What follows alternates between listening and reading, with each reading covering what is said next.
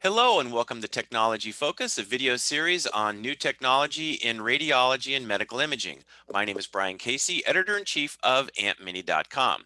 We have with us today Amit Vora, PhD. He is CEO of Neuro42, a startup that is developing novel technology in the realm of low-field MRI. Dr. Vora, thanks for being with us today. Brian, I appreciate the opportunity to be here. Thank you. That's good to have you.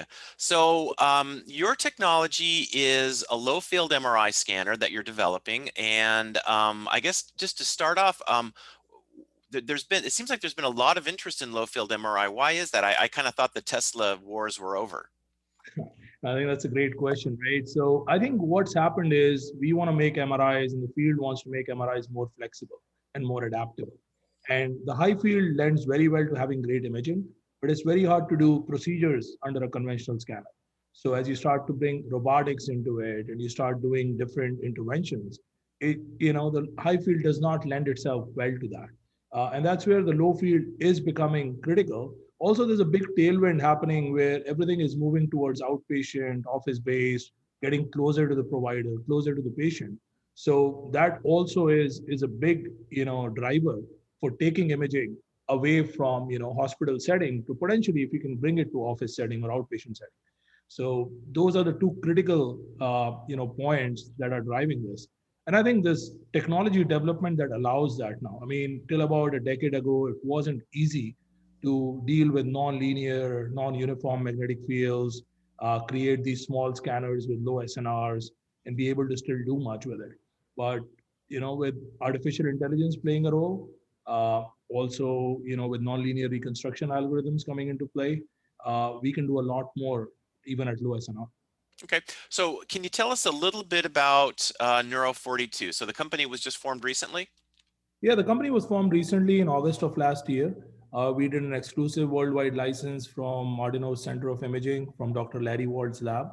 Dr. Clarissa Cooley, Dr. Jason Stockman, and Larry were the inventors of the technology. And we started chatting with them about a couple of years ago, and they started becoming a reality about a year ago. And then the whole license was negotiated, and Neuro42 was founded end of August last year. Okay, great. Well, we do have an image here, so let's take a quick look, and maybe if you can kind of walk us through a little bit as to what we are looking at as I bring that up. So you should be able to see an artist rendering there of the scanner. So what are we looking at here? Yeah, so what you're seeing on the left on the bed is an actual prototype that we're using for imaging right now. It's a low field between 80 millitesla to about 100 millitesla scanner using a rotating magnetic array.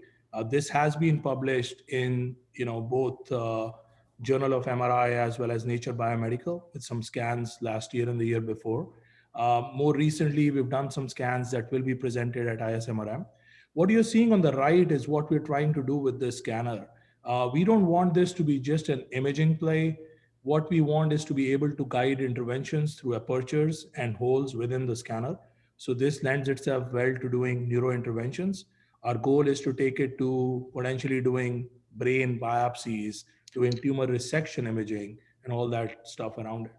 So what we're seeing there is the actual gantry of the scanner with holes there to allow for interventional the use of interventional devices. Exactly. So we're able to guide robotic tools through these. We're able to bring needles or potentially guidance tools for PD and epilepsy. So we don't want to be a scanner that's looking at just traumatic brain injuries or potentially stroke management. Those are interesting markets. But where we see the biggest need is to bring this into an intraoperative setting and be able to do, interventions under this low field scanner. Do you see any issues, well, I'm sure that you encountered issues with the use of interventional tools that might be metallic or ferromagnetic or something like that? How are you handling that issue? No, that's a great question as well, right? So the good thing about low fields is that the interference is there, but it's not as bad that you're going to get pulled. All the metal is going to get pulled in, or magnetic materials are going to be pulled in. So that's an advantage. Now, because we're modeling the whole system and we're able to do reconstruction, any distortions that happen which are consistent and we can correct for, we're able to do that. So the whole scanner accounts for that to have a tool in these apertures we look at the measurement data from everything that comes in, and we're able to correct for that in our reconstruction algorithms. We've done that in the past at Promaxo as well. So similar configuration, depending on this unique magnet configuration, will apply here as well. Okay, and Promaxo is the parent company of Neuro42. It's not a parent company as such. Promaxo does have equity position in Neuro42, but Neuro42 runs completely independently of Promaxo's, corporate governance. We wanted it to grow on its own, have an independent team. So we really didn't want, Promaxo to be hindering Neuro42 in any way. But they offer the expertise, they've offered the initial capital and some resource allocation for the first year or so. And then Neuro42 runs completely independently from there on. Okay, what kind of magnet is this based on? It's a permanent magnet with rotating magnetic arrays inside. So, again, we're using Hallback magnetic arrays in the early prototypes, and it's about 80 millitesla on this prototype, but we're kind of playing with the magnetic field. It could be anywhere from 80 millitesla to, it could go up to about zero point 0.1 Tesla as well. Okay, and do you see this as being a purely stationary scanner? Because I know that there have been some low field MRI systems that have come out on the market recently that have actually been, on wheels where you can roll them up into a intervention suite or something like that. No, I think this is going to be a portable scanner because it's lightweight. It's extremely lightweight, even compared to what is out there in the field. So we should be able to. It all depends on a specific application we go with. At certain places, we could bring it into intraoperative suites. At certain places, it'll just sit there, depending on what intervention we're doing with it. But it should be able to be portable. Okay, and what kind of clinical applications do you think that would be best suited for this, and how do you think it might change clinical practice? Amazing question there, right? So what we see, we've spoken to a lot of neurosurgeons. We just completed a primary market research study where we interviewed about 100 plus neurosurgeons, neuroscientists, and we asked them the same question, willingness to get this, how would they like to use this scanner? We've got Doctors Mitchberger, Michael Lawden from, UCSF and BNI. And what we see the biggest need is to bring a portable scanner. One is during, tumor resections.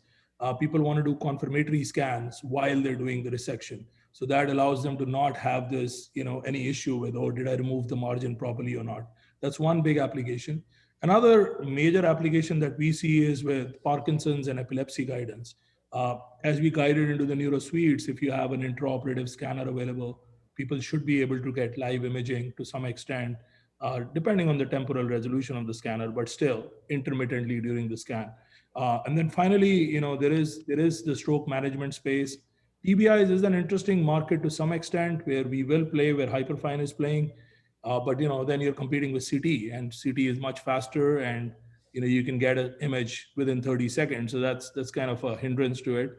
But we feel pretty good about the interventional side of things into Okay. working primarily with neurosurgeons. And Hyperfine being another developer of the low field MRI technology.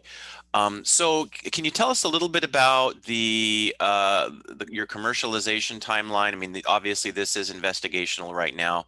When do you expect to have a system out that maybe clinical sites can start using? So the technology is already being used to generate clinical scans. We've already done that, but where we are taking it is to bring robotics and interventional tools into it. So we have a timeline which is about 2 to 2.5 years out before, so we're going to send it to FDA in about a couple of years. And we're looking at about another, 9 to 12 months from there before it comes into the market. So about 2.5 to 3 years is what we're looking at to commercialize the scanner in the neurosurgical suites. Till then, we'll keep generating images, keep doing clinical, scans, and keep improving on that aspect. But the big development piece right now is to incorporate robotics into it. Perfect. Very good. Well, Dr. Vora, thanks so much for being with us today. Sounds like an amazing technology, and we're going to look forward to following your progress. I appreciate the time that you gave me as well, and thanks for the opportunity. All right, great. Signing off for Aunt Minnie's Technology Focus. My name is Brian Casey.